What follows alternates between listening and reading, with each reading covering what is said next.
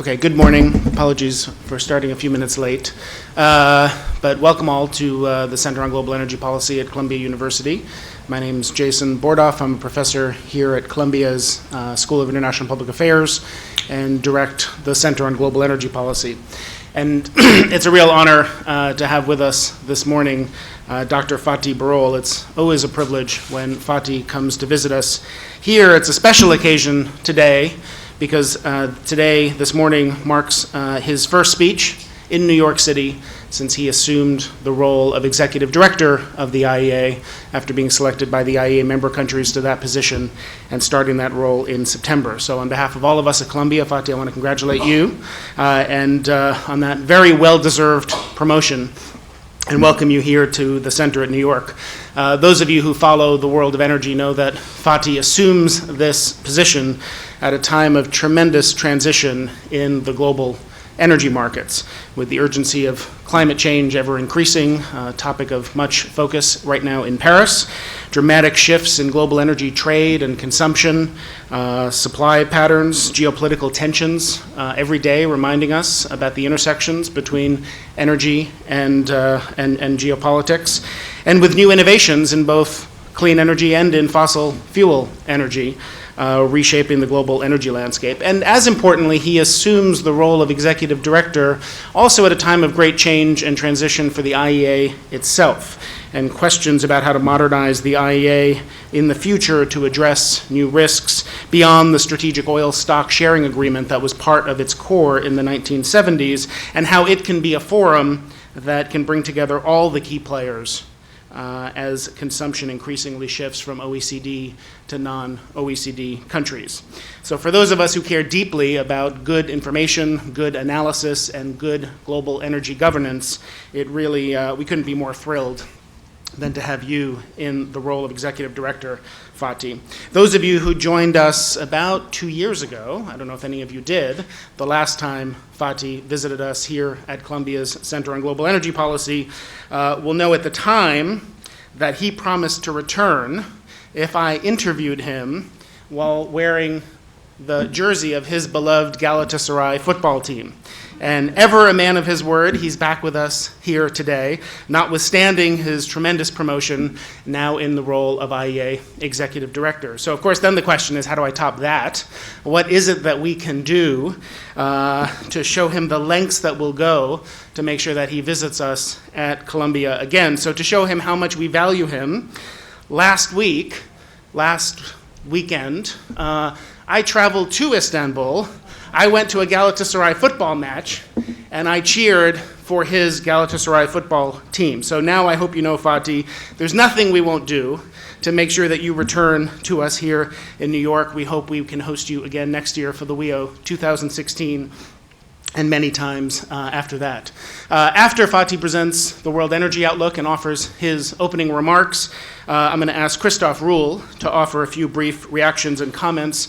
Kristoff is also no stranger to us here at the Columbia Center on Global Energy Policy, having spoken here several times in his former role as Chief Economist of BP to present the statistical review and the energy outlook, two very closely watched, widely read documents. He left that position last year to become the first global head of research at the Abu Dhabi Investment Authority, and it's really a privilege to have you back with us here in New York as well, Kristoff.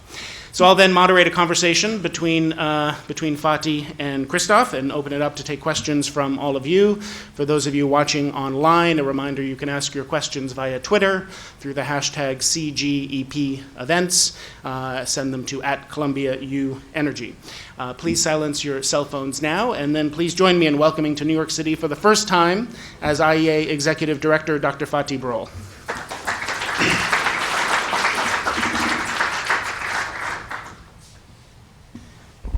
So thank you very much, Jason, for inviting me once again. It's a great pleasure and great honor to come back to Columbia and this very center, which in a very short period of time became a center of attraction in the United States when you look from Europe from outside, and congratulations to Jason. Now, Jason said what I would need to come back again here. I have only one suggestion, a small one. Here, what you see in this picture, Jason is sitting in the VIP part. And it is very easy to watch a match there. And just behind that, this is where is the hardcore, the tough guys. So I would like you to watch next time with the tough guys there, which is definitely a big challenge. So, of course, always a pleasure to come here. What I would like to do in about next 35 minutes or so, before giving the floor to my dear colleague Kristoff, I would like to tell you a bit what we see the energy challenges today, especially in the context of low energy prices and the climate change Paris. And also, at the end, would like to say a few words about the, if I may say so, the new strategy of the International Energy Agency. Now, when we look at the energy markets today, there are two major preoccupations. Whoever you are, whatever, which part of the energy equation you are, the first preoccupation is about the energy prices. Are they good? The low energy prices, are they good or bad? Will they be with us a long time or short time? This is the question. And when we look at the oil and gas price and investments, we all know that the oil prices much lower than where they were a few months ago, almost 2 years ago. And the gas prices, a bit less known, for example, in Asia, in the LNG markets, 1 year ago, the prices were about $20. They are now about $7. There's a big drop there. But what worries me a lot is the following. This year, oil investments declined globally more than 20%. And we expect 2016, once again, there will be a decline in the investments. In the last 30 years, we have never seen 2 years in a row investments are declining. If there was it was very rare, but if there's 1 year decline, next year there was a rebound. We see 2 years of a decline in the investments, which will have implications for the production in the next years to come. Another fuel which is less talked about in terms of price is coal. Today, coal prices rock bottom, remain rock bottom, about $50. Again, since mid-1990s, for the first time, we see coal prices so low, mainly as a result of what is happening in China, which I will come in a moment. So the first issue is we have oil, gas, coal, very low prices compared to 2 years ago. The second issue is about Paris, which is very important for energy sector, and vice versa. The decisions which will be taken, hopefully, in Paris will affect the energy sector substantially. Why? Very simple. 2/3 of the emissions causing climate change come from the energy sector, 2/3. All the other sectors put together 1/3, the energy sector 2/3, which means without fixing the problem in the energy sector, we have no chance whatsoever to fix the climate change problem, whatever we do in the other sectors. And therefore, for me, a very important and crucial measure for the success in agreement in Paris is the energy is at the heart of a climate agreement in Paris. If not, it may well risk to be a failure if the energy is not at the heart of it. Now, of course, there are reasons both on the political side and the market side to be hopeful. What are those reasons? First of all, for the first time in the history, more than 170 countries said they made pledges. In the year 2030, I am going to reduce my emissions by this much. All the countries made a pledge. This is very different than what happened in Kyoto, very different than what happened in Copenhagen and elsewhere. Poor countries, rich countries, south, north, energy importing, energy exporting countries. So there is a very strong basis there. Also, there is some data which makes me feel very hopeful. Following one data, I can give it to you. I will talk about renewables a lot, about the future, but this is not a projection. This is what happened. Last year, 2014, when you look at all new power plants come on stream last year in the world, 50% of all new additions, all power plants were renewables. The other 50%, all other fuels put together. In other words, coal plus gas plus oil plus nuclear 50%, renewables alone 50%. So this is definitely an encouraging signal in terms of the reducing the CO2 emissions coming from the energy sector. Another important matter is that today, worldwide, we have about 500 billion US dollar subsidies for fossil fuels. What does it mean? It means for coal, oil, and gas, governments pay money from their pocket to bring the price of oil products, gas products, coal products artificially cheap. And this has two implications. One, if something is very, very cheap, we human beings tend to use it in a wasteful manner. We are not very careful. It means for energy efficiency, very bad news. Second, we want to see, everybody says in the world, we want to see renewables to have a much stronger penetration in the markets, but renewables have to compete with the fossil fuels which are artificially cheap. So it's not a fair competition. It means you have 100 meters of a race between renewables and the fossil fuels, and fossil fuels start 50 meters in advance, and renewables start from the scratch. So you give an incentive to fossil fuels, and therefore, as such, fossil fuel subsidies, in my view, are the public enemy number one when it comes to sustainable energy development. But we have seen last year a few good reforms there. India, on the diesel prices, they reformed. Indonesia, Malaysia made some good moves. Now, this is the second issue, as I said. The first preoccupation is the lower energy prices and how long they will stay with us, if it is good or bad. The second is the climate change move coming down with implication on energy policy.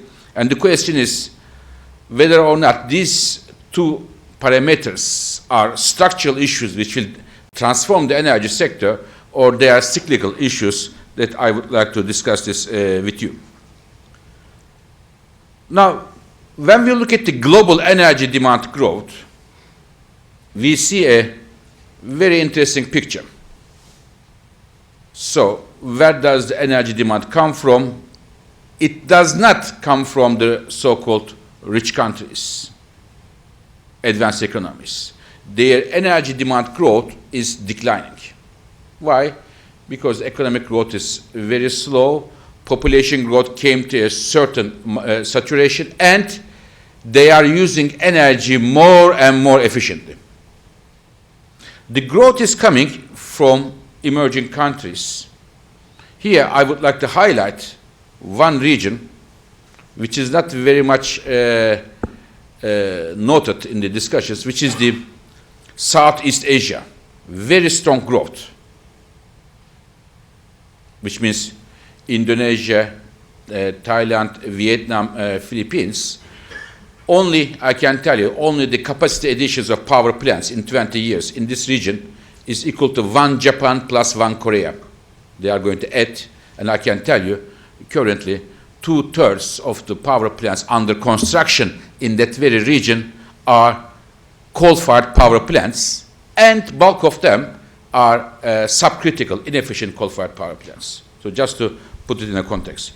China continues to be a very strong driver, but we see that India will be the biggest driver of the energy demand growth, and Indian energy consumption, we think, will reach that of US in 20 years of time, while, this is very important, while the per capita energy consumption in India will be 40% below the global averages. So the potential to grow is substantial, and I will come to India in a few minutes. Now, one issue which I think is very important to understand a bit the transformation of energy. Why transformation of energy going to more cleaner, more efficient is not so easy? Because of the cost. This is the main issue. Cost. Cost of renewables, cost of efficiency being more expensive compared to others. But one good news is that we are seeing many renewable technologies and efficient products, such as more efficient refrigerators, more efficient lighting, more efficient cars. Their cost is declining as a result of learning by doing. Only in terms of solar, we have seen a major decline in the solar costs in the last 4 or 5 years, and this will continue. Whereas, we think for the oil and gas, the cost will increase, the production cost, because more and more oil and gas will need to come from geologically more and more difficult areas.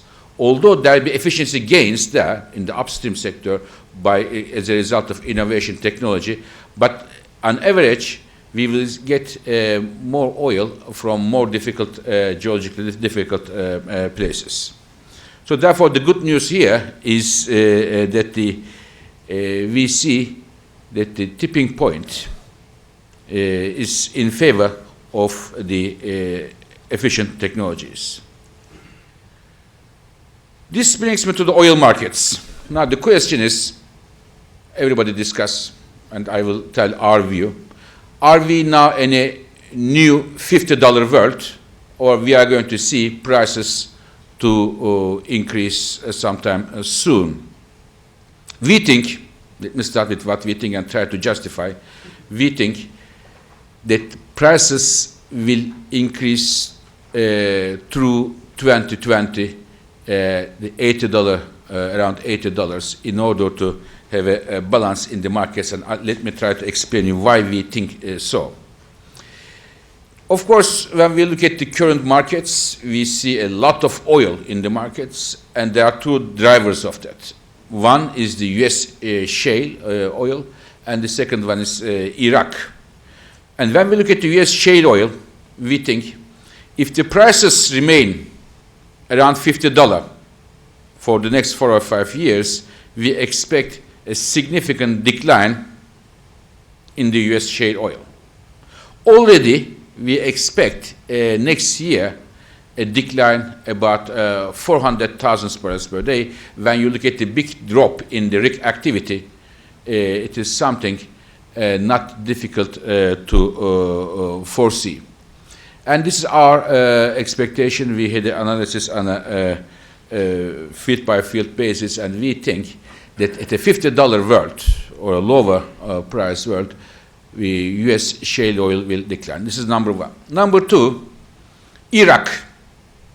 We have revised down our expectations from Iraqi production for two reasons. One, as in all other countries or producing countries in the world, Iraq is seriously affected by the lower oil prices. Second, as a result of the security situation in the country, there are a lot of negative implications on the fiscal and also on the operator side for the production growth. So this is two drivers of the current production growth is negatively affected. Plus demand. Demand this year increased highest in the last 5 years, and next year we still expect over 1 million barrels per day of increase. And the very fact that I mentioned in the beginning, decline in the investment 2 years in a row, which is unprecedented, will have implications. And putting everything together, we think we will see towards 2020 an $80 world. So this is our expectation to balance the markets. But we also know that there is a very vocal school of thought, especially in this very country and especially in this very city, that we are now entering, or we are already in a $50 world. And we wanted to also look at it. One cannot exclude this. First of all, what would it take to have a $50 world, 10 years or so? And what does it mean? What would it mean for the energy sector, for climate, for everything? International energy has been known, many of you know our work very well, pushing for the lower the prices, the better it is. This was the motto, and I think this needs to be revisited, and therefore it is what we have done. But let me first start. What would it take, we believe, in order to have a $50 world 10 years or so? First of all, the non-OPEC production, namely North America, US, Canada, Brazil, Russia, needs to be much more resilient to low prices than we thought. In other words, the picture I showed you just a second ago with the low prices, US production decline, need to be proven wrong. But we also know that there is a big drop in the rig activity in the fields, but this is the first one. The second reason what it takes to $50 world is that we need to get a higher output from Middle East, a stable, politically stable Middle East. So we need these two important elements in order to have a price, $50 for the next years to come. And if we have a $50 world, for the consumers, for the consuming importing countries, countries of Asia, China, India, in Latin America, many countries, also Europe, it's a good news because they will pay less money and their oil import bill, their trade balance will be positively affected. This is definitely a good news at first sight. But, there's a strong but here. If the prices remain very low for a longer period, we believe, as a result of the cut in production in the high-cost areas, they are mainly non-Middle East areas, the reliance of the world on Middle East will increase. Currently, about 50%, half of the global oil exports to the world goes from Middle East, and in a $50 world, it will be 75%. So 3 out of 4 barrels exported will be going from Middle East. And there are colleagues here who know Middle East very well. I personally believe that the current geopolitical turmoil in Middle East will not be solved tomorrow. It will be, and I think everybody agrees with me here, and I think there are some serious structural issues there. Therefore, the low oil prices, $50 oil price, may be an important parameter to think when it comes to the oil security strategies of the countries. Another, I believe, negative implication of low prices for a long time is on the sustainable energy front. I will show you in a few minutes that the energy efficiency became such an important policy tool and such important, if I may say so, fuel in the last few years that it affected many, many parameters in the energy sector. But the main driver of the energy efficiency in many countries was not environmental considerations, it was the bring the cost down as a result of high energy prices. Our analysis show that in a low price environment, many countries may lose appetite to save energy for energy efficiency measures, and also renewable support in many countries may be weakened as a result of the low energy price world. So looking at these issues, we think that the revenues in many producing countries will decline substantially. In Middle East countries, I'm sure Dr. will talk about that. And the global oil demand will be pushed upwards as a result of low oil prices. Therefore, our very conclusion is A, $50 world for a very long time is not likely, and B, if it happens, it is not necessarily all good news for the countries around the world. Moving to natural gas and LNG. Asia is the main driver of the gas growth. And today, when you look at Asia, the demand coming from Asia and the production in Asia is more or less the same, but demand is going to grow very strongly, the biggest growth in the world, and the production also makes a significant growth. And there will be around 400 BCM of a market for import LNG there. Now, the eyes of the many companies in US, Australia, Indonesia, Africa, is to get a share in this 400 BCM. And this is definitely a very lucrative market and emerging. But I wanted to highlight two uncertainties here, which can bring the 400 BCM higher and lower. On the demand side, gas is a very important fuel for power generation, but it is being squeezed by cheap coal and the more and more competitive and government-supported renewables. If you want to build a power plant in Thailand today, or in, in Philippines, you have two options. One, gas-fired power plant. The other one is a coal-fired power plant.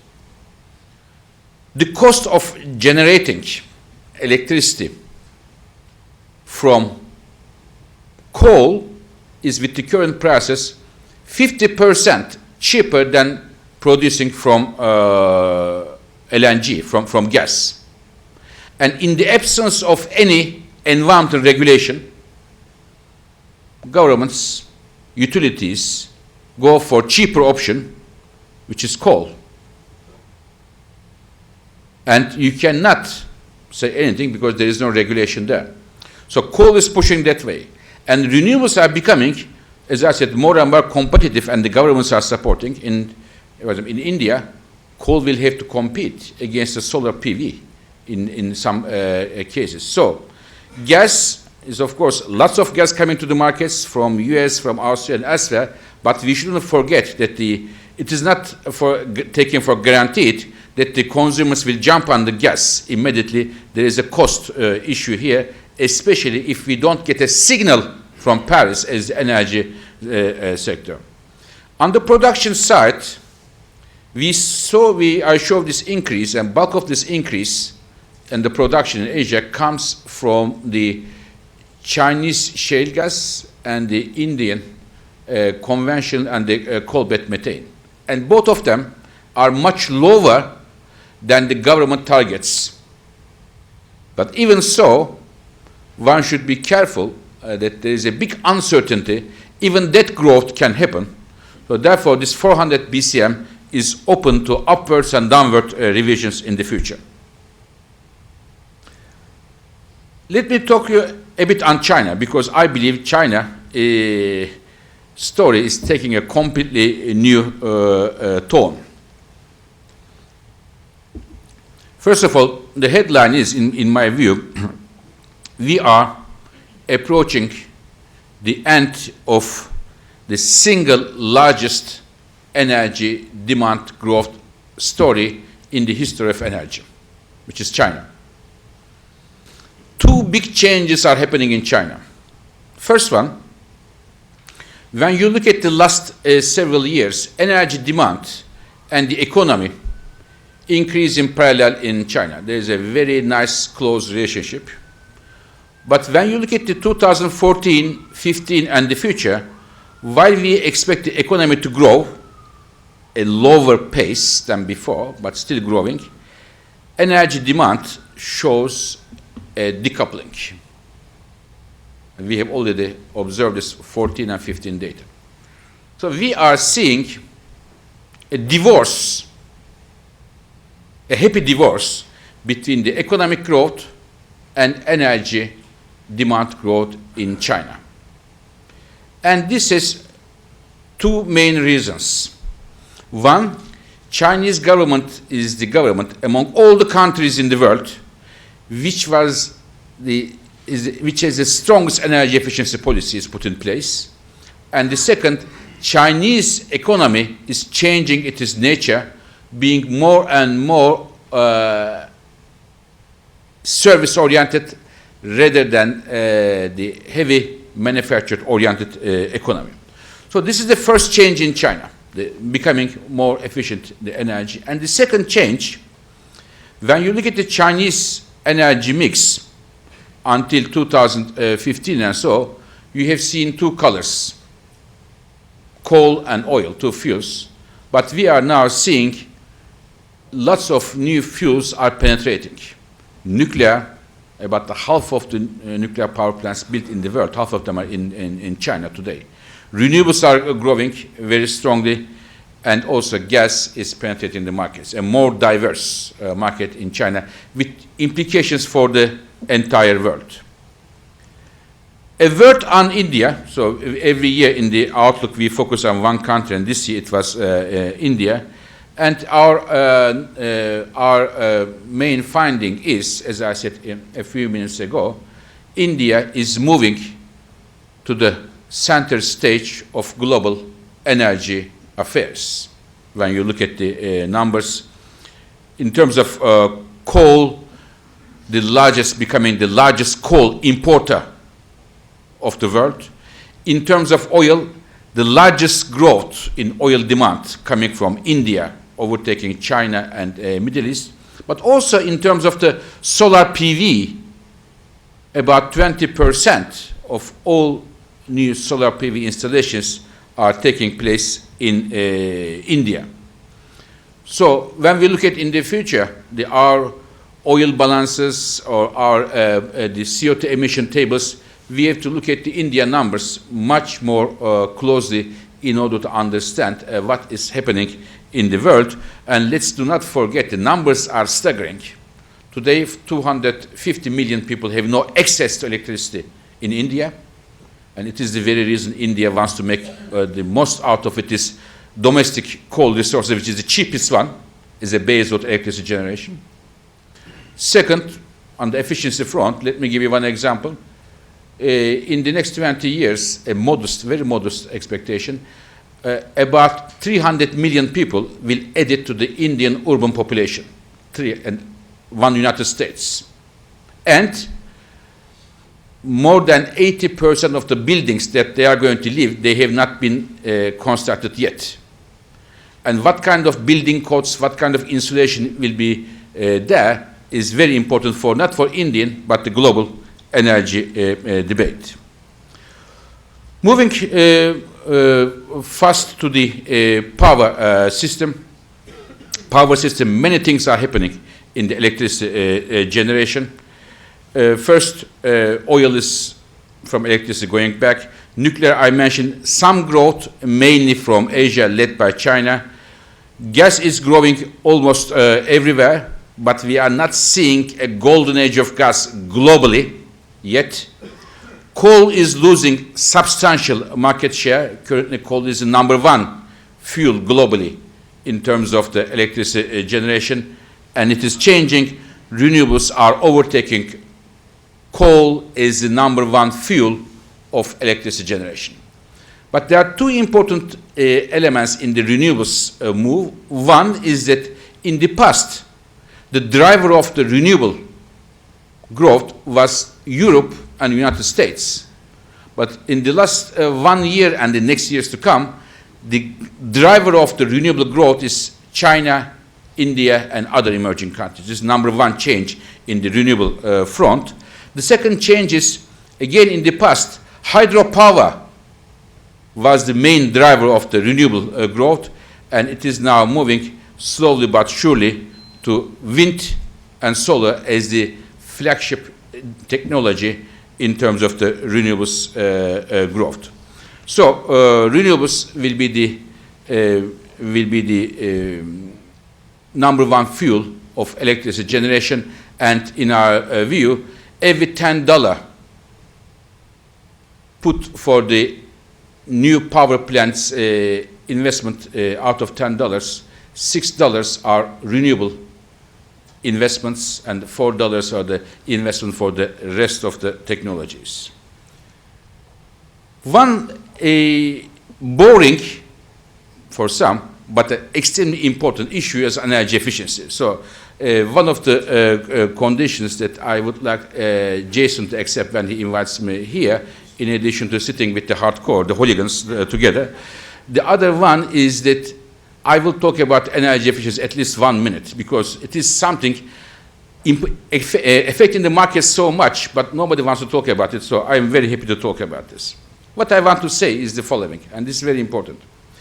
10 years ago, when you look at the global energy consumption, about 15% of the global energy consumption was covered by the mandatory efficiency policies for cars, for the light bulbs, for the computers, and so on.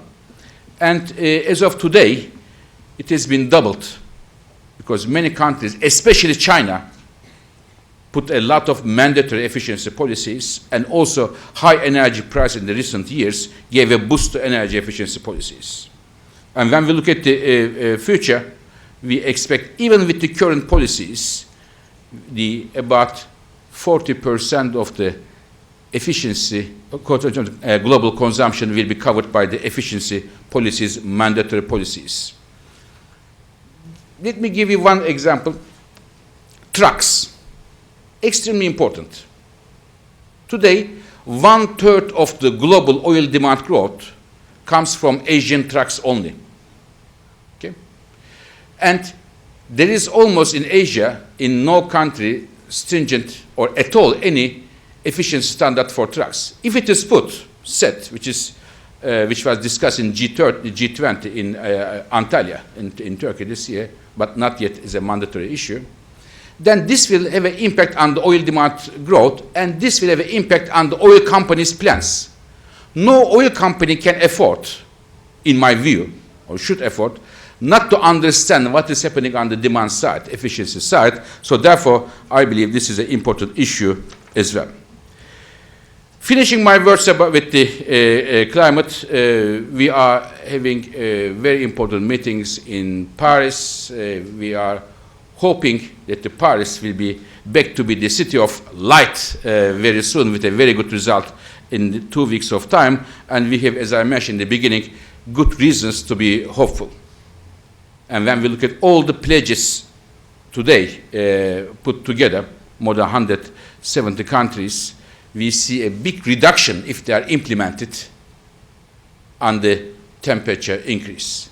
But still, we are not there where we would like to be, which is the 2 degrees, namely 6 degrees Fahrenheit, almost at a target for the world. There is still 2.7 degrees if they are implemented. There are two problems here. One, we don't know if they are going to be implemented because they are voluntary, they are not mandatory, legally binding. And the second, even if they are implemented, it will be 2.7 degrees, the temperature increase. And the difference between 2 degrees and 2.7 degrees is not something that we just take our jackets off and adapt to the situation. It will have devastating implications for the rather fragile equilibrium of our planet with huge implications. So therefore, in Paris, we are having very important discussions. And what I would like to see, that these pledges are cemented. Second, they are supported by the technology innovation measures in order to bring 2.7 to the 2 degrees in the longer term. And as I mentioned, to do that, energy needs to be at the heart of any agreement in Paris. Otherwise, it risks to be a failure, as I mentioned, 2/3 of the emissions coming from climate change. Now, just to show you how important these pledges are. When we look at the electricity generation, there was a decent growth in the last years. The problem was, together with electricity generation, CO2 emissions increased as well.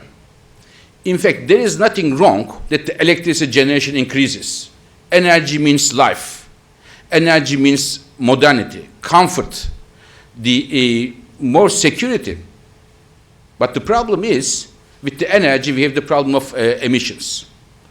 When we look at the future, electricity generation continues to grow, and if the pledges are implemented, we see CO2 emissions are basically flat. This is excellent news. And this means that the renewable policy is playing a very important role, plus gas replacing coal in many countries. We look at all these 170 countries' pledges, thousands of pages. What are the measures that those countries are suggesting in order to reach their targets? A big chunk of it is pushing renewable energies, followed by energy efficiency, and followed by gas replacing coal. So this will be definitely very important if the pledges are implemented. Now, Jason asked me to say a word on the future of the IEA, and I wanted to tell you this and leave the floor for discussion. As he mentioned, I started my new job 3 months ago, and I started with a new strategy which I call Modernization of the IEA. And last 2 weeks ago, we had our ministerial meeting. All of our ministers from our member countries, plus Chinese minister, Indonesia, Thailand, Mexico, Chile came together and discussed the IEA's future. And the vision we propose has been endorsed by our ministers. And it has 3 pillars. First, we are opening the doors of the IEA to emerging countries. I remember here 2 years ago, Jason asked me the question about the IEA, and while I was, and I still am a very loyal servant to IEA, I said, I do not want IEA to be known as a rich man's energy club and the rich man's energy watchdog that, like Ed Crooks here, one of the best journalists of the energy journalists here, and in FT writes, or the colleagues in Wall Street Journal writes, IEA says the oil demand goes 2.3%, and they said the rich man's energy club. So we need to change this, and therefore this is the reason why we are opening the doors of the IEA to emerging countries. And the very good news is that during our ministerial meeting, Mexico decided to join the International Energy Agency. This is definitely good news for us, and Chile and the others are there. And at the same meeting, China, Indonesia, Thailand decided to be associate members of the IEA, and several other countries, after this new initiative, now declared their interest to be associate member of the IEA. Second, We at the IEA, we are known, as Jason said, the looking after the oil security. Now we are taking a new role for looking after the global gas security. LNG trade is growing, going through difficult lanes, sea lanes, and also the accidents, physical problems can be important. Therefore, we are taking a new role, and in addition to our oil security role, looking after the global gas supply security. And the third one is that many of you know IEA, we have a, if I may say so, the pole position in terms of the traditional fuels and technologies. And now we are pushing, being the international hub for energy, clean energy technologies, and want to become the central bank of energy efficiency worldwide, the international voice for energy efficiency. So these are the three pillars coming from our ministerial meeting that Jason asked me to share with you. If you have questions, I can come to that. And to finish, that the low prices, again, coming back to our presentation, they are not likely, in our view, to stay with us very long time.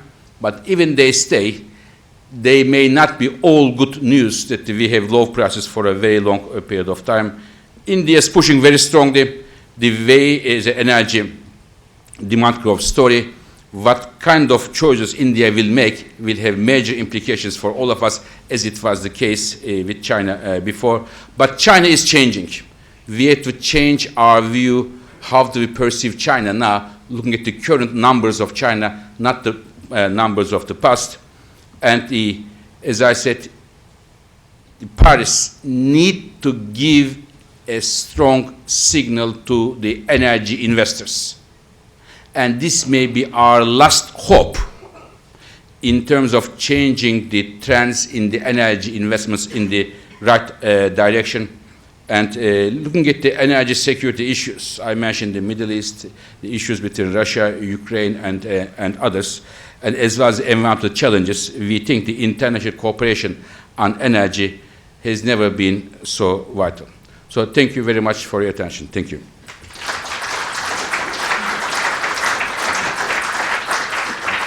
Thank you so much, Fatih. That was a tremendous presentation. Fortunately, answered most of my questions, so we'll have very little to talk about.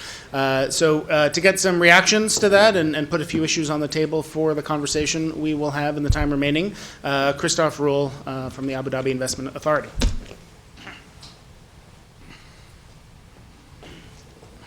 Thank you very much. Let me get some.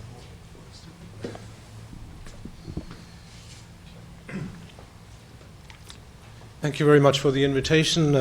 Thank you for this terrific presentation, Fatih, and good morning to all of you. This is always, it's not the first time and not the first year I comment on the World Energy Outlook, and it's always a task because it's such a tremendous source of wealth, of wisdom, and of detail. It's a big book. And it's a great book. It's one of the highest compliment I can make is that every time you read something, and even if you don't agree, you learn something, and that's definitely true for that publication. So as a commentator with a few minutes' time, you can do one of two things.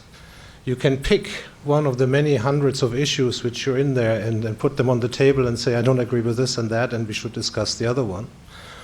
Or you can sort of try to focus on the big picture, which is difficult because it has this wealth of information. So I'm going to assume that you all have read it in detail and you can do the nitpicking and can comment on that, and we can discuss the little issues there. And we'll try to sort of focus what I think the central messages of that, and where I see some room probably for either disagreement or for sharpening the message which is in there. And to me, the main message of what we heard centers around an old and well-known triangle. That's the triangle between economic growth, energy consumption, and CO2 emissions. And there used to be a world very simple and straight where you could say if the economy grows, energy consumption grows, close correlation, and then CO2 emissions grow with it. And that turned into a problem. That simple world has disappeared some time ago. It has disappeared when advanced economies moved from a very high share of industrial production to a much higher share of services by now. So that in many areas, if you think of this as a scissor between economic growth and energy consumption, we have a scissor which has considerably widened. which is good news. It basically means that in the most advanced economies in the OECD countries, we are capable of generating substantial economic growth without that being mirrored in corresponding energy consumption growth. What hasn't widened, and what is the problem leading up to Paris and all that, as far as energy is concerned, is the gap between energy consumption and CO2 emissions. When you do the scissor there, it is still very close, much too close to comfort, much closer than people wanted, much closer than most people predicted. And the IEA, Fatih has shown us on the last graph for electricity, but it also applies when you look at the whole system, is now saying that if the voluntary pledges are current, we may be at an inflection point where CO2 emissions growth decouples from energy consumption growth. An economist by training, as I am, always gets very suspicious when he sees a forecast which starts to diverge in the year it is made. And I come back to that issue. But that's, of course, I think the framework we can all agree, and that's the desirable targets to achieve this decoupling, which we also all agree on. Now, I wanted to make three short comments on this link between economic growth, consumption growth, and CO2 growth. The first one relates to the demand forecast as in the central scenario of the IEA for fossil fuel consumption, which has been corrected downward a little bit. It has been corrected downward, no doubt, because to some extent, not completely, but to some extent, these voluntary pledges of countries to reduce their CO2 emissions have been taken into account. That should lower energy consumption. It has been downgraded mostly also not on the basis of prices, expected lower prices, and I come to that, but on the expected tighter regulations which we face.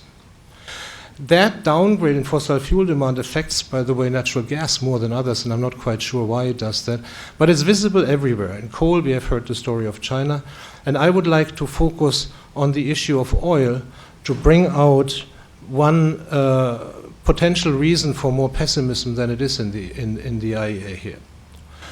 Oil demand growth is said to be about 900,000 barrels per year over the foreseeable future, which would be low by historic standards. At the same time, what we have is very optimistic assumptions about economic growth. Economic growth, if I have the numbers right, is about growing about 3.7% over the long term, which is high by historical standards. So the question, if you stick with this oil example, is why is demand growth relatively low? Is it prices? Price forecasts are set at $80 for 2020 and I think $128 in real terms for 2040. That's not exactly low in the central scenario. Right? And we should keep in mind that it's a scenario, not a forecast. In natural gas, prices are even higher. So it's $4.7 per million BTU for 2020 and 7.something for 7.5 for 2040. So these high prices are relatively high, but most of the decline actually seems to come from either regulation or seems to not be completely in these numbers. Now returning to the oil section as an example, I think that there may be a situation where the IEA is right and demand is lower than most people would forecast, but for reasons which are different from what the IEA says. And the example here is the relative unimportance given to what we have seen after first the shale gas and then the shale oil revolution. Yes, there is a scenario which says, okay, let's assume we have low oil prices because of that shale oil business of $50, but the demand, even the demand growth there is relatively benign. And again, economic growth is relatively strong. And if you have that, for example, if you look at China, so obviously there's no scenario here of a substantial China slowdown or collapse or anything like this. Now in China, the slowdown which we are seeing is affected by a shift of income and expenditures towards domestic and household consumption, and we know that that affects gasoline consumption, which continues to grow almost unabated, whereas economic growth is tied to diesel consumption as the fuel for transport and the heavy-duty fuel. So even in China, there seems to be more reasons to expect that demand should be stronger, given the economic assumptions underlying this scenario. So what happened, and I think in order to understand what happened, one could ask the question the other way around. There is not only the known link between economic growth leading to energy demand and therefore also to oil demand, There's, of course, also the reverse effect. Who doesn't remember over the last year, we have seen two developments. We have seen downgrades all the time of oil price forecasts, and at the same time, revisions of economic growth forecasts. All these institutes and investment banks and so said two things. They said the oil price will be lower in the future, and they were right. And then they said this will be a tremendous shot in the arm for the global economy, and they were wrong. They continued to downgrade economic growth forecasts with it. There are reasons for this, and I want to be very brief on this. We may be able to discuss it later. Reasons such as that oil price changes are not the only relative price changes. We also have a stronger dollar. Reasons such as to say it used to be the case that oil consumption was concentrated in some countries, production in faraway places, and therefore a change in production costs was mirrored in these consumption countries very strongly, whereas now when you have shale production in the middle of a big consumer country, if you live in Florida, oil prices get cheaper, you spend more on other things than cars. But if you know that your nephew is losing his job, probably the effect is weakening a little bit. There are reasons such as this tremendous amount of debt overhang from the crisis and from deleveraging which is going on. And of course the efficiency gains Fatih mentioned. The bottom line is that the world has changed a little bit into a direction where economic growth probably is not only weaker, but also much harder to bring back up again to the level suggested by the IEA. And the failure of lower commodity, energy and oil prices to translate into higher economic growth and to give this promised shoot in the arm is just one example of that. So what I'm trying to say is that it may be very plausible that we are in a world, let me add one thing, this old example, let me add the supply side.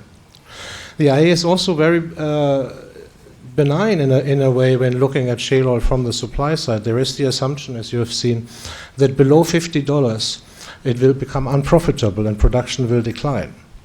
Where that inflection point really is, we do not know. What we do know is that so far, the cost cutting and the productivity increases in the production of shale oil have been tremendous and have surprised everyone.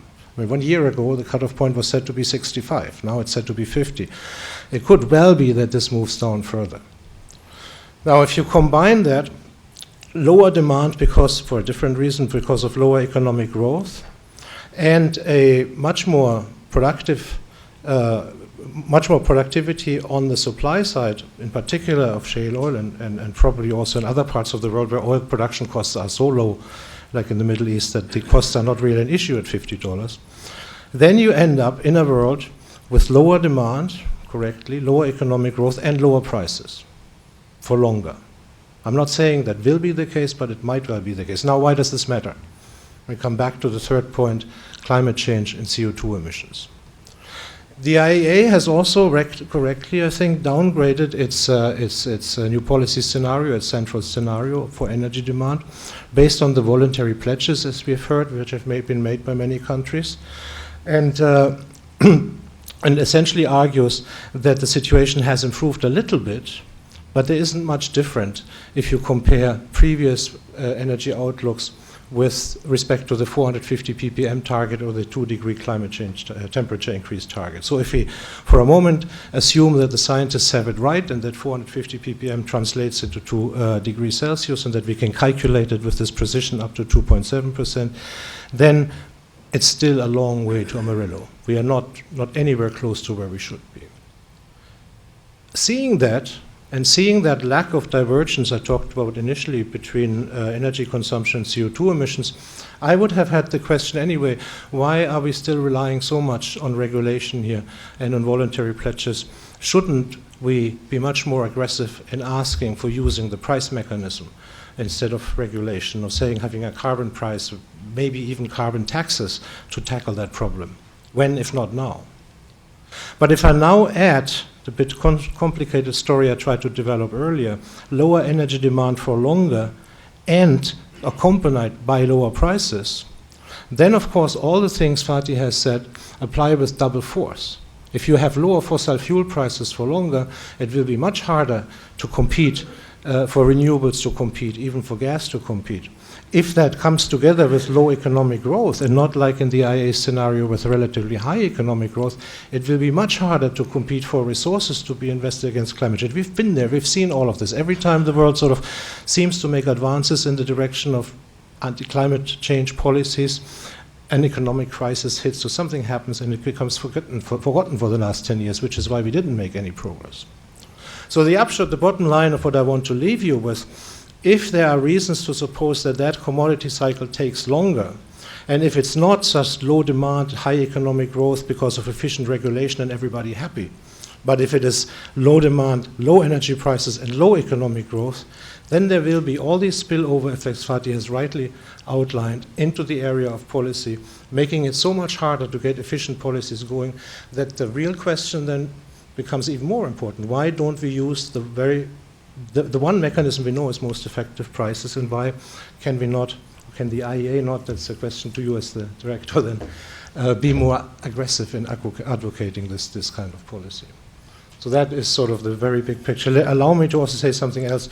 I have a great degree of admiration for what Fatih is trying to do with opening the doors for the IEA. I think this is not only overdue, I think this is terrific to move it into the non-OECD countries. That is a really important thing and it deserves to be recognized. Thank you. Thank you so much, Kristoff, for those great high-level reactions, and I appreciate the approach you took. Oh, go ahead. Rather than sort of picking 2 or 3 minute issues, but sort of taking a high-level approach. So we have just about 20, 25 minutes for questions. We started a few minutes late, so we'll run just a couple of minutes over, but given Fatih's schedule, we can't go too much more than that. I wish we had 2 hours because there's so much here to talk about and so many issues to put on the table. So let me just ask 1 or 2 questions to get the conversation going and then open it up to people in the audience. Again, folks watching online can submit their questions on Twitter at Columbia U Energy with the hashtag CGEP events.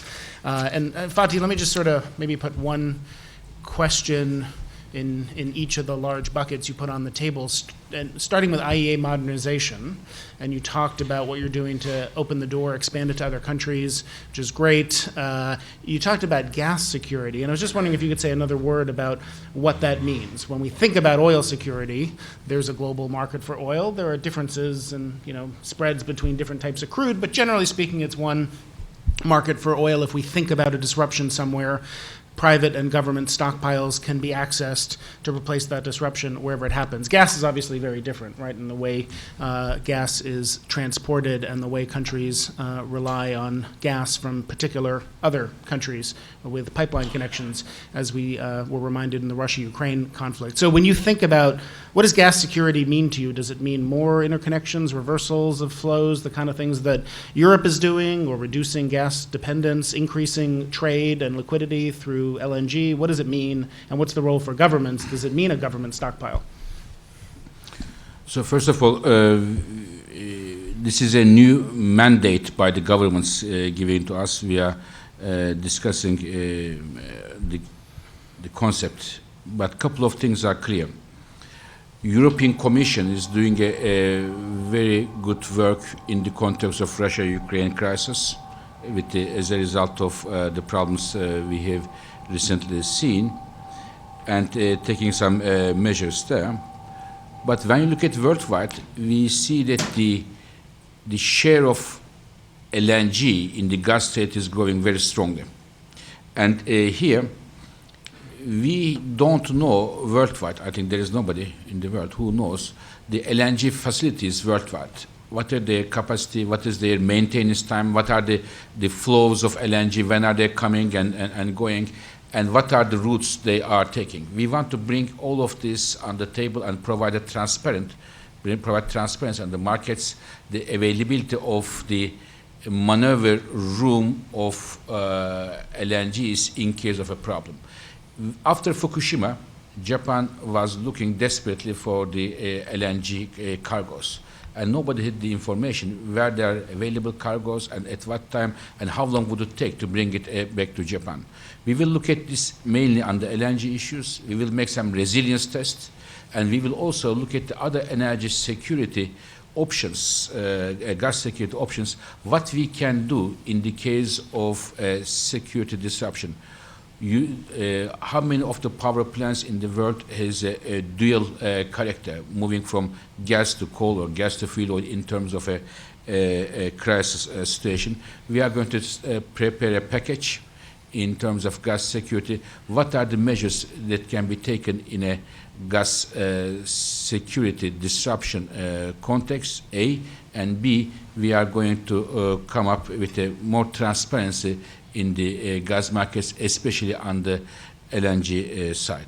So just related to that, do you see a truly liquid global gas market emerging with the rise in LNG trade, with pricing similar to the way prices are set in the global oil market based on supply and demand for the commodity? And what role will the U.S. play in that? Is sort of all the talk of U.S. LNG exports a lot of hype, particularly with the oil price collapse, or are we going to really see very significant volumes? I think we see significant volumes, not immediately, but slowly affecting the markets in a couple of years of time. And at the same time, together with US, Australia is coming big time with a few projects which are going to be completed, and we will see more and more flexibility in the markets, but not yet there to have one global gas market. You agree with that, Kristoff, on the outlook for a liquid Yes. market? Yeah. Yes, I think it's both true. Energy markets are slow-moving beasts, including LNG markets. But because there's always, we have seen the share of LNG which is traded at spot prices growing relentlessly through ups and downs of that market. And that is because there's always a consumer or a producer winning on that situation, and that makes it almost impossible to reverse. So yes, over time it will be a globally integrated market, but it's probably more decades away than years away.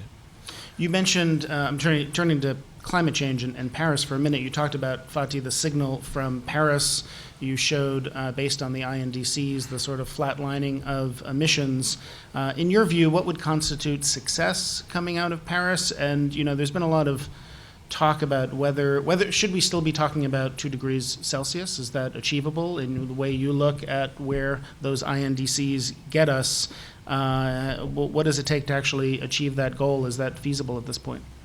I think in an ideal world, we need to get a legally binding target, and in an ideal world, the mechanisms for that needs to be established in Paris.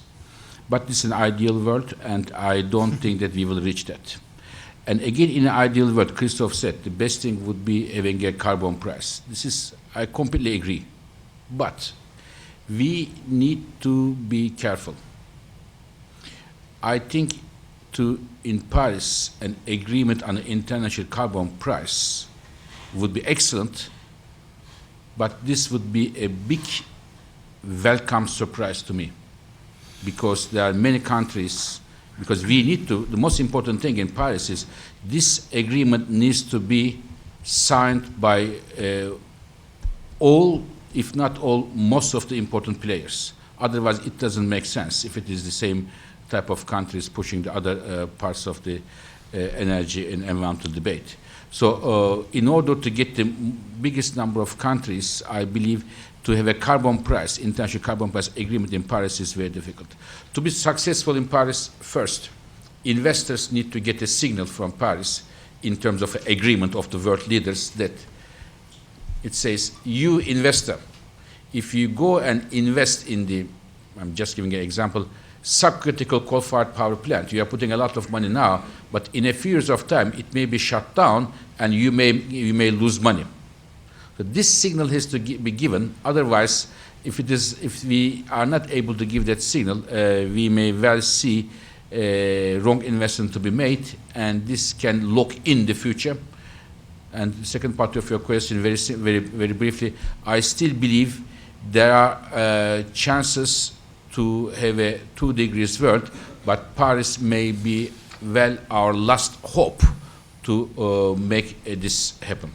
So let me come to you in a minute, but just to follow up on that, you talked about the signals people get, long-term confidence of investors. If you make a decision today, you could lock in something over many decades that is not consistent with 450 part per million world. What does that mean for gas? So we see in the UK today, for example, the change in policy from Amber Rudd, questions about how to incentivize gas production, in part because of concerns from investors that the government is going very big on nuclear, and that if they get to the kind of reductions they've talked about by 2050, without CCS, it's not possible for gas to play as big a role in that. Can you say what do you think that means? Is it still a golden age for gas that the IEA talked about in 2011, or is it in in fact being squeezed, as you said, and it's going to be harder for it going forward?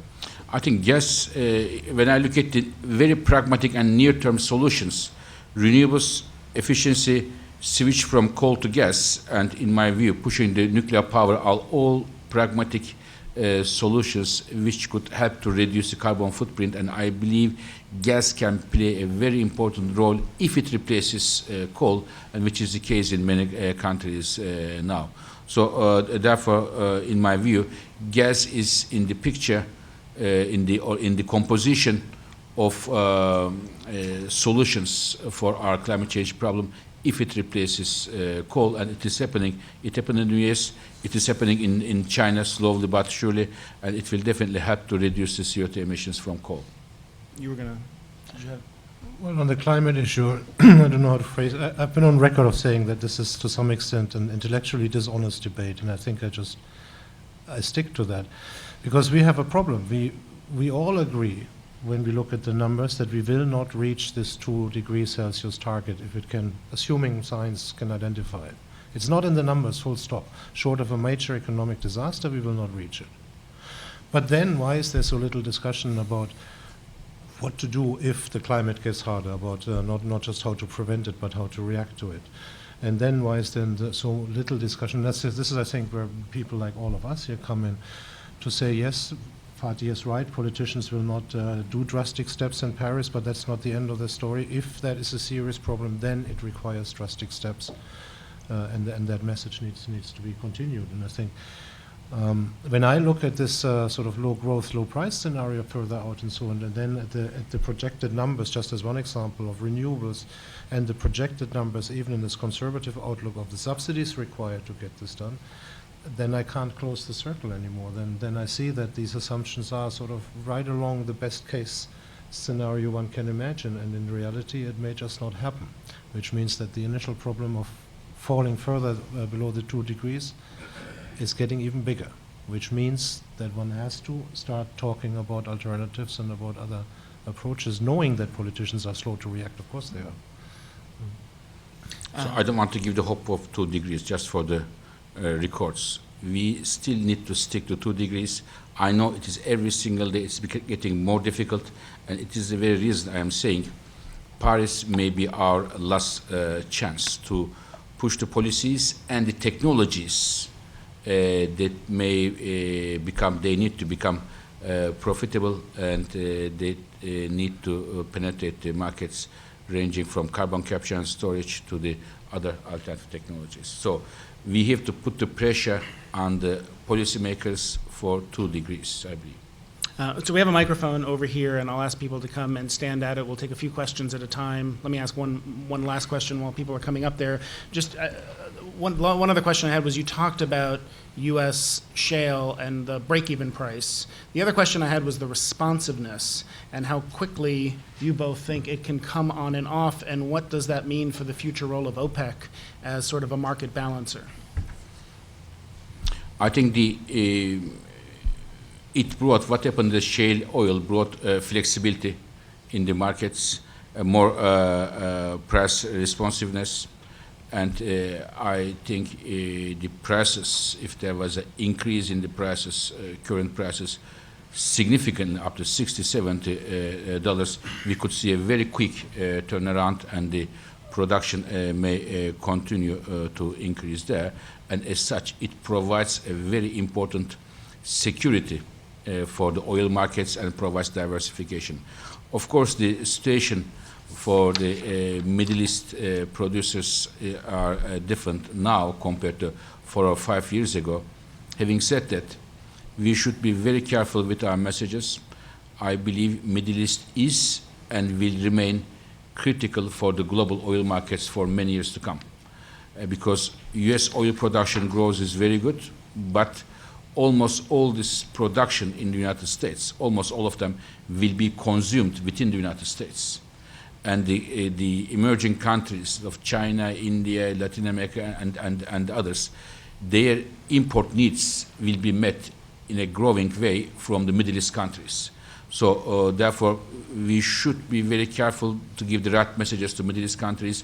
We still need Middle East oil investments and their contribution balanced contribution to global oil markets. You live in the Middle East now. Does OPEC matter anymore? No, they do. So I think, number one, that the jury is out how quickly shale oil, this is the problem which Fatih determined, how quickly shale oil can react on the way up to higher prices. We don't know because we have zero experience with it, but it's ironic. The faster the reaction, of course, the lower the price increases, because you will see a response immediately. Number two, I think the decision to continue to sort of get into this war about market share, if you can call it that, was an economically rational decision by OPEC. And to answer your question, yes, they matter a great deal for that reason. And number three, the market has changed structurally, not only where production is located, but also something Fatih has alluded to already. When you think of the frequency of the response, we have traditionally in oil markets, prices go down, capital expenditures are cut, and then 7 to 10 years later, you see less supplies because that's how long it takes to build these deep water and other conventional oil production stations. Now we have a response in a matter of months. So you have a high frequency up and down, and you still have the long 10-year oil cycle going up and down. And I'm sure that's something which is also been noticed by OPEC. And last point, of course, the Middle East will continue to matter as an oil supplier. So I'm going to take 3 questions at a time and give people a chance to respond. Please keep them brief so we can get as many in given short time. And please introduce yourself. Sure. Good morning. My name is Javier David. Last year, we had a discussion of the Energy Institute put on a discussion where one of the participants mentioned the idea of that we were looking at something that was broader than OPEC. It was really about the whole petrostate model being in terminal decline. And I wanted to ask that question of you because you touched briefly, Dr. Birol touched briefly on it in terms of the whole political stability aspect of it. But obviously that's a far, long ways off. And it seems to me that much of what we're seeing with OPEC is a function of what's happening in those countries domestically. And I wondered if the both of you could sort of address that idea of this whole thing that we're witnessing being far bigger than $50 oil or just OPEC's relevancy or U.S. shale. Hello, my name is Amy. Can you hear me? Yep. My name is Amy Larkin. I am the author of Environmental Debt, The Hidden Costs of a Changing Global Economy, and Vice Chair of the World Economic Forum's Climate Change Global Agenda Council. And my question has to do with coal and India, and that is, you talked about how India will indeed increase its coal, and then you said something that drove me crazy. You said, and it's the cheapest for them. But in fact, it's not the cheapest for them because the costs of coal to India are extraordinary in health, mortality, water, not to mention a few tens of millions of refugees from Bangladesh. And so, putting together what both of you said, what would happen if the IEA included external and social costs into its price per unit of energy? It would alter every equation, and I would like to recommend so strongly that you do that, and I'd love to help you do it. Thanks. I'm Charlie Kimball with the Korea Center for International Finance. I find myself agreeing with the low economic demand, low price scenario, and with the feeling that we need to learn more about shale oil, not just in the United States, where I'd like to explore what are the estimated reserves and what are the estimations for cost reduction from 65 to 50 continuing, but also international shale, which in the past has been poo-pooed, but with the cost of shale going down that much, one wonders again, could we see more international shale oil? Great questions. So I'll ask both of you to please be brief now so we can get the remaining 3 questions in. Is the petrostate model in structural decline? Now you remember. Now you remember me. Huh? So I think that, of course, lower oil prices for oil producers are less pleasant than higher oil prices. But I do think that the key producers, those who sort of have the most consistent systems within OPEC, Saudi Arabia, the UAE, and Kuwait, are in a financial position where they can sustain that for quite a while. And in fact, there's the saying, never waste the opportunity of a good crisis. Some steps being taken, like liberalizing gasoline prices in the UAE, which should have been taken a long time ago, but which is easier to take if you feel a little bit the heat from it. So as far as those producers are concerned, I don't see a problem. It's different then for countries which have serious social expenditures and social problems, like Algeria, like Nigeria, and it's again different for countries which are sort of on the verge of an economic collapse, like Venezuela. And just as a little interesting footnote how difficult things can be, or complicated things can be, this is also a situation where sometimes you see prices falling and it could actually lead to higher supplies by getting investment conditions better. At an oil price of 50, both Mexico and Iran, if they have a chance, will offer better conditions to foreign investors than an oil price of 80. If Venezuela has collapsed, it will be more welcoming to foreign capital than before. And so overall, I don't see this as current prices as a situation which would seriously restrict supply from the Middle East and national countries controlled by national oil companies in the short term. It's different for private companies who invest globally. They are faster to react with cutting capital expenditures. And on that topic, you mentioned of Venezuela. For those of you who missed it, Adrian Lejeune, fellow at the center, moderated a great event last night about the outlook for Venezuela, which is will be available in the next day or two on the center's website and our podcast through iTunes. Including social costs in how you think about prices. How does the IEA think about that? Now, first of all, I am sorry to drive you crazy. It is what the real life is about. And when the Indian government or utilities making their cost calculations, unfortunately, I should say, or not only India, elsewhere, they look at the real cost and they don't take into account the externalities. Of course, they see the implications for their population, and in their, when looking at those numbers, coal is the cheapest baseload electricity generation today. But as you mentioned, it has implications not only for climate change, more importantly for the local pollution and for the people living in the air pollution and the health of the people as well. You are completely right.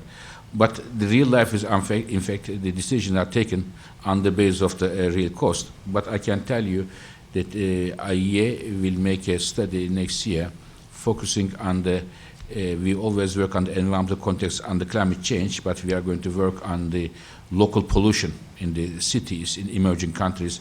What is the best energy management, and what is the best way of tackling those issues? For the last question, very quickly on the shale oil, elsewhere, yes, there are deposits elsewhere in Latin America, in Russia, and also in Asia, some countries. But to repeat such a big success story like the United States is, in my view, far from being realistic for the time being. But in Argentina and some other countries, you may see some production to come up. Final two questions, briefly, please. Okay, and I just wanted to throw a little bit of support to what she just said. I mean, the IEA is an international body. I mean, I think if you published something which gave, externality weighted prices next to the actual prices, I think that would be an amazing, amazing step forward for getting done the kinds of things that you need to get done. But my question was, just given the magnitude of the issues regarding climate change, I mean, literally we're talking about the possibility of technology driving our lifestyles down nearly as fast as it brought it up over the course of 150 years, nearly to extinction, because as you mentioned about the lack of precision, I mean, there's also lack of precision to things might be a hell of a lot worse than what we think. So are there alternative methodologies like in and around like insurance? Because I don't think that the current levels of insurance can possibly be rated to realistic risks and risk management, or else I don't think any of this stuff would be affordable. And then two, given the fact that, large-scale loan guarantee programs, like given the nature of the risk, we keep talking about this like kind of like slow. Wouldn't it make more sense to just say, here, we're going to throw lots and lots of loan guarantees into this? That stimulates private investment. The federal government collects tons back in income taxes, so it's net revenue producing. Wouldn't that make more sense given the magnitude of this overall issue? Just say, look, we got to convert over fast, and we're going to provide loan guarantees for that, so there's still like flexibility in the market, and provide a solution that's also going to generate more revenue. Great, thank you. Last question. Yeah, thank you. My name is Mats Squeaker. I'm from Research Institute in Norway. I have a question regarding electric vehicles. Costs are declining very fast. Studies show that for batteries, and maybe before 2020, an electric full battery vehicle will be cost competitive to a gasoline car or a diesel car. So have you considered a major shift in car use from gasoline to electric cars, and could that affect the oil price? Great. Perhaps I take the second one and the first one, if you want to take Kristoff, and then I really have to go. Now, with electric cars, in fact, I am flying tonight to Paris to open a major debate in COP in the Le Bourget in Paris on electric vehicles with all the car companies around the table and the governments. We are having electric vehicle initiative there. Now, I first give you a very depressing number and then give you some hope. Every country has an electric vehicle target in the world, and most of the countries' governments are not able to reach their targets. But if we assume they reach targets, we did it, we add all these targets, if they reach all the targets in 2030, the share of electric vehicles in the total global car fleet is less than 1%. Still, very depressing. And these are the targets. I mean, governments are always very generous with their targets, with the targets. This is a depressing number. The second thing is, however, technology, better technology is improving, the costs are falling. And if we get, again, I come back to Paris, if we get a signal for pushing the new technologies and giving some hope for the investors, confidence for the investors for the advanced technologies, this can accelerate the innovation. And with the government support, we can see that the cost can fall much faster, and then they can be more competitive with the internal combustion engines, the car what we have today. Now, if the prices, however, stay $50, the life will be, to be very honest, the life will be more difficult switching from the gasoline diesel cars to electric cars. But we will push that agenda very strongly as the IEA. We've got to wrap up, but do you have a final word on sort of these alternative potential policies? Okay, so we studied this year after year when I was working in the oil industry. Of course, they were interested whom to sell diesel and gasoline. The fact of the matter is that one of the things we cannot predict is technological breakthroughs. And without a serious technological breakthroughs in battery technology, electric cars will not happen on large scale. It's too expensive, it's not, and all the rest of the arguments, you know. So it depends on something which is unpredictable. And therefore, I'm pessimistic on that scale. Secondly, it's not so easy to just give loan guarantees and then switch an energy system. The costs are enormous, and what we are talking is real redistribution of economic resources from something else into renewing power plants and things like that. Try to tell these people in China or India who are just, I mean, it's an old, tired argument, but it's true, who are still sort of trying to get themselves in a position where they have regular food on the table. And that matters more, you know.